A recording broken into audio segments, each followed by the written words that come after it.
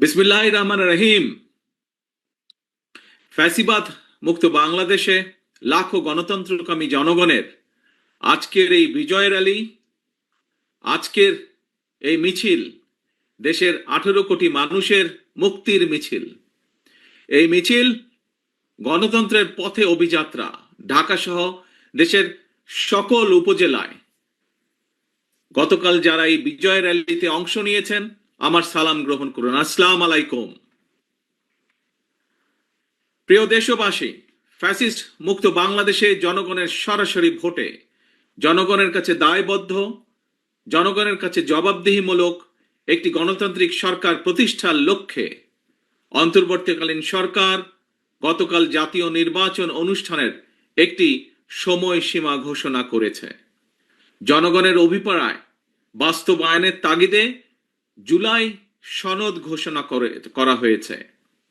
জনগণের অভিপ্রায় বাস্তবায়নের এইসব উদ্যোগকে আমরা স্বাগত জানাই। মানুষের গণতান্ত্রিক রাজনৈতিক অধিকার প্রতিষ্ঠার যাত্রাপথে বর্তমানে আমরা ইতিহাসের যে সন্ধিক্ষণ পার করছি, এই ঐতিহাসিক সময়টির জন্য দেশের গণতান্ত্রিকামী জনগণকে দীর্ঘ 1.5 দশকেরও বেশি সময় ধরে অপেক্ষা করতে হয়েছে। উপস্থিত ভাই বোনেরা, ফ্যাসিবাদ বিরোধী দীর্ঘ সময়ে এই আন্দোলনে আমরা আমাদের হাজারো সহকর্মী সহযোদ্ধাকে হারিয়েছি। আমাদের অনেক সন্তান স্বজনের বুকের তাজা রক্ত দেখতে হয়েছে। বঞ্চিত হয়েছেন বাবা মায়ের জানাজা থেকে অনেকে। সন্তানকে ধরে নিয়ে যাওয়া হয়েছে, স্ত্রীর সামনে থেকে স্বামীকে ধরে নিয়ে যাওয়া হয়েছে, সন্তানের সামনে থেকে পিতাকে ধরে নিয়ে যাওয়া হয়েছে। গুম হয়ে যাওয়া এখনো বহু সন্তান পিতার জন্য অপলক চোখে অপেক্ষা করছে।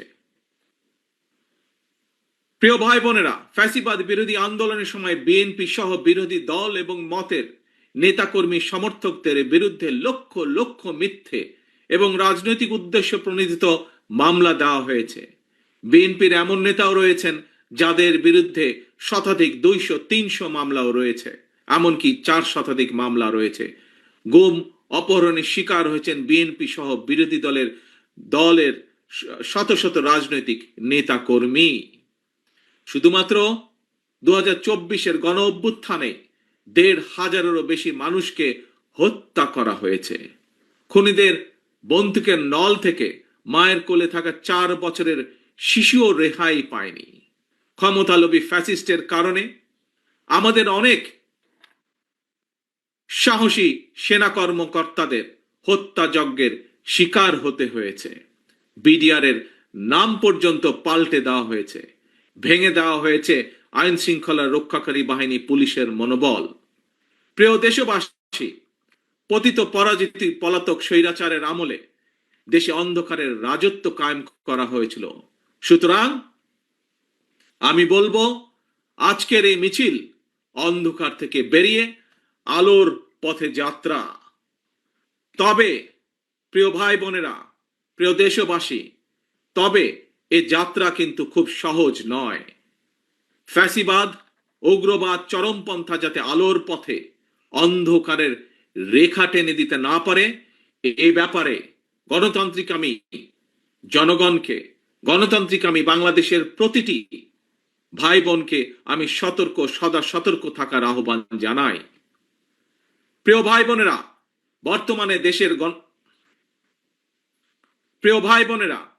বর্তমানে দেশের গণতান্ত্রিকামী জনগণের সামনে নিজেদের অধিকার প্রতিষ্ঠার এক অপার সম্ভাবনা এবং সুযোগ তৈরি হয়েছে। আমরা যদি এই সুযোগকে কাজে লাগিয়ে দেশে জনগণের রাজনৈতিক শক্তি প্রতিষ্ঠা করতে পারি, জনগণের রাজনৈতিক এবং অর্থনৈতিক ক্ষমতা নিশ্চিত করতে পারি, তাহলে ভবিষ্যতে আর কেউ ফ্যাসিবাদ প্রতিষ্ঠা করার সুযোগ পাবে না, দেশকে তাবেদার রাষ্ট্রে পরিণত করতে পারবে না। আমাদের ভাই বোন সন্তান স্বজনদের জীবনের বিনিময়ে আমাদেরকে আর কখনো 2024-এর মতন 24 দেখতে, রক্তাক্ত 24 দেখতে হবে না। আমি ধর্ম বর্ণ নির্বিশেষে প্রতিটি নাগরিকের দৃষ্টি আকর্ষণ করে বলতে চাই, আপনার নিজের অধিকার প্রতিষ্ঠা করার জন্য, আপনার পরিবারের নিরাপত্তা নিশ্চিত করার জন্য, বর্তমান এবং ভবিষ্যৎ প্রজন্মের সামনে একটি নিরাপদ বাংলাদেশ প্রতিষ্ঠার জন্য একজন নাগরিক হিসাবে আপনার সিদ্ধান্ত নেবার সময় এসেছে। প্রিয় ভাই বোনেরা, বিএনপির নেতৃত্বে গণতন্ত্রের পথে অভিযাত্রায় বিজয় মিছিলের শুরুতে আমি স্বাধীনতা প্রিয়, গণতন্ত্র প্রিয় দেশবাসীর উদ্দেশ্যে আহ্বান জানিয়ে বলতে চাই, যিনি যে রাজনৈতিক দলেরই সদস্য হন না কেন, আমাদের অবশ্যই মনে রাখা দরকার, ফ্যাসিবাদ শাসন আমলে আমরা কেউ নিরাপদ ছিলাম না, আমাদের সন্তানেরা নিরাপদ থাকতে পারেনি।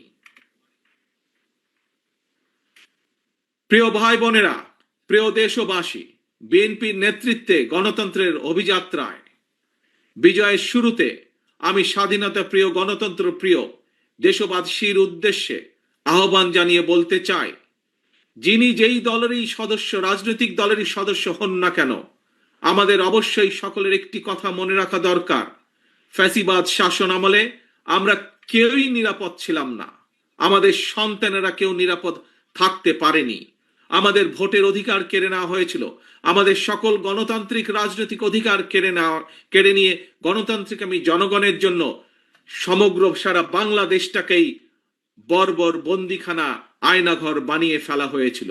সুতরাং দেশে যদি গণতন্ত্র এবং আইনের শাসন না থাকে, তাহলে নারী কিংবা পুরুষ, সংখ্যালঘু কিংবা সংখ্যাগুরু, আমরা কেউই নিরাপদ নই।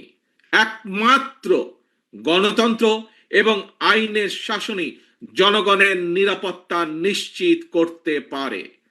সেজন্যই আসুন দেশে গণতন্ত্র এবং আইনের শাসন নিশ্চিত করার জন্য রাষ্ট্র এবং সরকারে জনগণের কর্তৃত্ব প্রতিষ্ঠা করার জন্য হাজারো শহীদের রক্তের বিনিময়ে অর্জিত আমাদের গণতান্ত্রিক রাজনৈতিক অধিকারগুলোর সুষ্ঠু প্রয়োগ এবং চর্চা করি। প্রিয় ভাই বোনেরা, প্রিয় রাজনৈতিক দলের সদস্যবৃন্দ, বিভিন্ন ইস্যুতে আমাদের মধ্যে ভিন্ন ভিন্ন মতভেদ থাকবে, কিন্তু সেই ভিন্ন মত নিরসনে আলোচনা হবে। তবে জাতীয় ইস্যুতে গণতন্ত্রের পক্ষের রাজনৈতিক দলগুলোর মধ্যে যাতে মুখ দেখাদেখি বন্ধ না হয়, সেই লক্ষ্যে জাতীয় স্বার্থে আমাদের সকলকে ঐক্যবদ্ধ থাকা প্রয়োজন প্রয়োজন এবং প্রয়োজন। কারণ আমি বিশ্বাস করি জাতীয় স্বার্থে আমাদের সকলকে ঐক্যবদ্ধ থাকা প্রয়োজন।